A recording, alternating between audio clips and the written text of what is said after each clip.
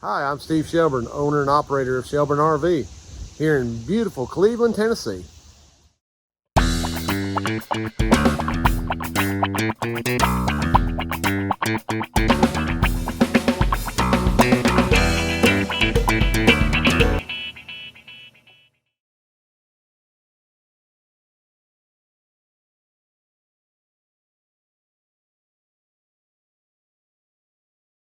Well, good morning. We're back. Bright Monday morning. Got several projects and a lot of awnings. Good gracious, there's so many awnings that have come through here in the last couple weeks, and we've been waiting on parts for awnings. So got a ton of awnings they're trying to get done this week. Awnings have been very challenging this year. Some of the manufacturers, it just takes months and months to get those parts. It's just been kind of ridiculous. But the boys are going here this morning. Let's go up here and see what they got going on, and we'll get rolling. Another project we've been working on here in the shop. We had a bad Dometic Cool Cat that came out of this little B class. Had lost its charge, so Tori's getting it all buttoned back up in there. But you have to take all this bezel stuff loose, and you can see it up there on the top right there. So he's got it all done and wired up, so they're just putting the new one in. So the boys just finished up on this Georgetown. I meant to get a video of it, but I didn't get it done quick enough. The cylinder right there was leaking. So we actually took it apart and took it down to our friends at Signal Industrial Gasket, and they actually went in there and rebuilt it for us. So I had called Lippert about that. And of course, it was so old with no part number on there, they just kind of laughed at me. So fortunately, they were able to, they had seals in stock. So they rebuilt this for us. We got it on there. Everything's working now. It's not leaking. All the hoses ain't leaking. Just what you got to do sometimes.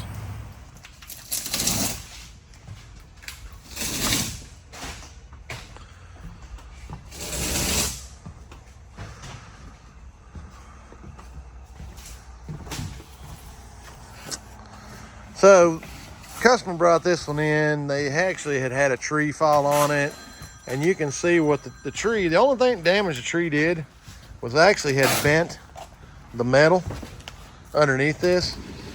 It didn't actually get into the membrane, but it actually bent that, and so the insurance company said they were just going to replace the roof. So here we are. We had a reflection fifth wheel that came in yesterday. Customer was over at the local KOA, and he was making the turn and actually ended up hitting a big old stone in the parking lot, well, along the edge of the parking lot. And so the front driver's side axle, it ended up pulling on the axle so hard. I actually bent the jack also. I'll show you that here in a second. But all the leaf springs fell out of the axle. So he wanted me to put the leaf springs back in. The problem is, do you see anything wrong with that?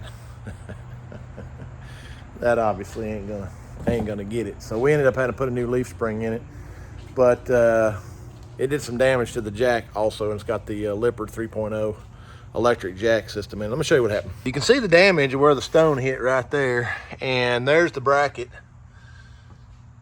You can see how it damaged the bracket, and it actually got into the mount right there a little bit, but we had a new leaf spring and actually broke the bolts and did a bunch of damage. There's all the leaves that come out of it, and you can see how bad that spring is.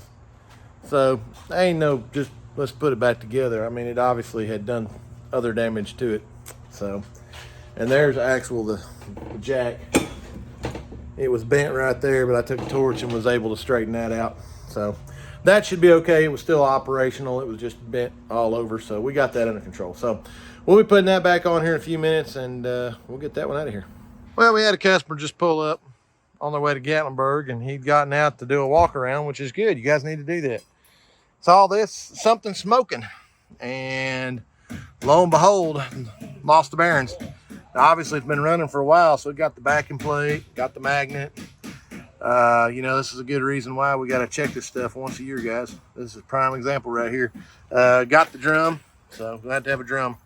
So the guy's been working on this reflection fifth wheel that you saw hit that boulder, and we've got the bracket pretty much pulled out. Let's take a look and see where they're at with that. So the bracket was all bent up on this. Now we pulled the forklift over here and actually used the chain fall to pull that bracket back in place. We straightened all that and pulled the bracket back in place. You can see the damage right there, but the jack's still working. A little bit of damage right there. This one here is just about ready to go. They're just doing an auto level right quick to verify. So you can see they've got the material on this one. They're just getting all the fixturing cut out. And they've kind of got the sides already cut to length. So they'll start going through and cutting all the holes out and getting the fixture and start put back on. Well, good morning, we're back. Another bright Monday morning. We got a, as you can see, I'm driving a big Winnebago Vectra around. So got it, came in this morning. It's got a problems with the basement air, so we're gonna dive into this one here in just a few minutes. They came in from Indiana. So we'll see if we can get into this one here in the next few minutes, see what's going on. And I'll kind of show you guys what's going on with this. And then we got some other stuff, been working on the roof, stuff of that nature. We'll go up and update you on that. So let's get this one in here and we'll start digging and I'll show you what's going on. So we've got this one opened up and you can see this capacitor has gone nuclear. So the wire's not even attached. So we're gonna go in here and check all this out and see what's going on with the power. Okay, so the flashing green light indicates no freeze circuit. And as you can see, the light's not lit up on our test box. And I have gone in here and put a jumper on the freeze sensor along with, we're gonna jump out this indoor freeze sensor and nothing changes, no light. So what that tells us is this, and this is the original control board that was in there, but we've obviously, something has dead on the freeze circuit on that board. So we're gonna get a new board and change that out and then we'll go from there. As you can see, we've got the new control board in there and the blue light is now on, telling us the freeze circuit is working. Now compressor 1 is running 5.77. Compressor 2 is a little bit behind, but that's okay, it just started up. Now I did have to crawl underneath there and flip the fan to get it running. So we're still gonna have to pull the unit because we may have a capacitor problem or a bearing or something of that nature, but the unit's still gonna have to come out. But we're gonna run it now that we've got it up and running and we've got some good amp draws. We're gonna see what we got. Okay, so they've got this all tore apart, the 6537 Alpha.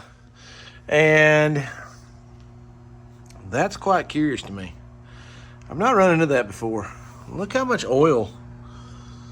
And you can kind of see it comes up here, but there's nothing that I can see that's been leaking, but the base of the compressor is leaking. So I don't know if this compressor evidently has sprung a leak or something going on. As we know, when we ran it in the bus a little while ago, we were only getting about 10 degrees differential. But yeah, that's compressor 2. It's like the weld sprung a leak. Everything else looks pretty good. I'm not seeing any kind of leaking or anything of that nature. But compressor 2 has definitely got some issues. So I had to have that conversation with the customer. May have to change that one. Well, they're getting this one all cleaned out. Now, this is a 2010 unit, and this customer's from a long ways away. So we've determined that for him, we want to change both compressors. Compressor 2, obviously you can see all the oil that's right there. We know there's a problem there, but because he's from a long ways away and we normally have problems with compressor 1, we're going to go ahead and change both compressors in this unit. Now, that's not something I typically do. I don't really like changing 2 compressors. I mean, if that had been a compressor 1 that was leaking, it'd be a different story, but you know, we see a lot of problems with compressor 2. And he doesn't want to have problems. So we're going to go ahead and change both compressors while we got it in here. And then hopefully that'll fix all that. Well, as you can see, they got the roof pretty much done. They're inside doing all the fixturing right now, but 60 mil Carlisle roof, so all done and ready to go back to the customer here very shortly. All right, so Mr. Lewis has got the basement air finished up in that big Vectra. We had 19 degree differential on it. So it's all done and ready to head back to Indiana.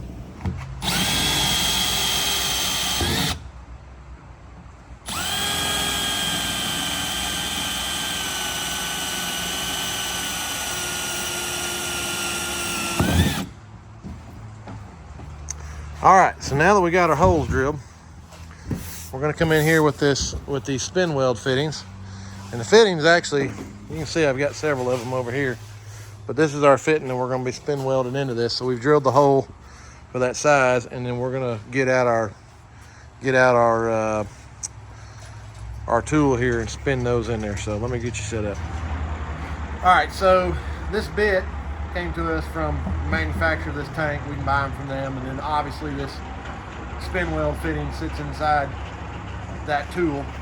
And so basically, you may have to zoom in there, Lewis, but basically what we're gonna do is, you're gonna see me spin this thing in here. It's gonna get so hot it's gonna melt it, okay? So here we go.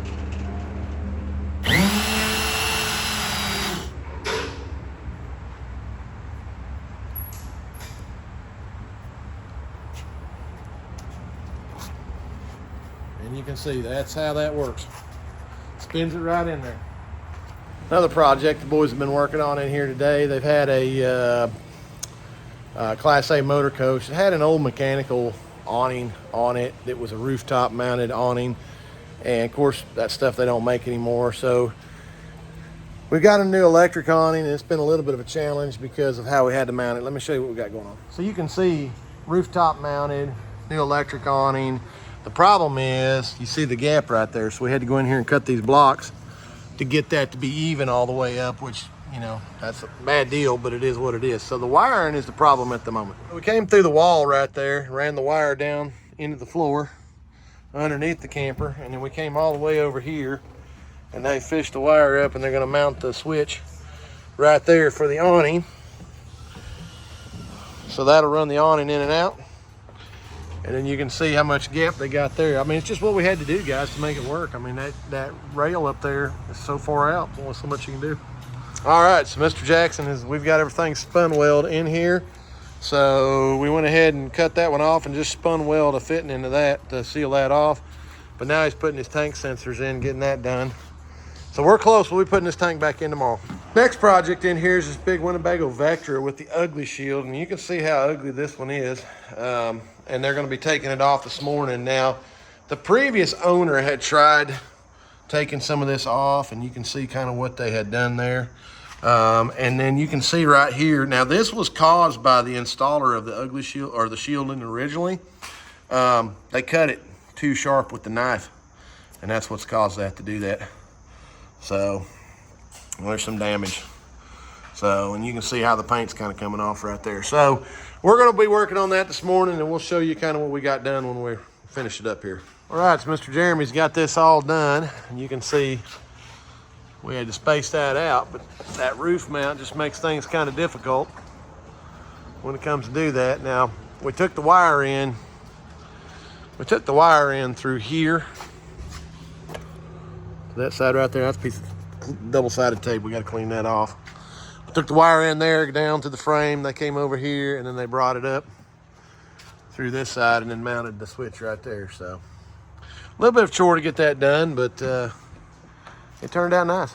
All right, so we had another Winnebago Vectra that came in a few minutes ago.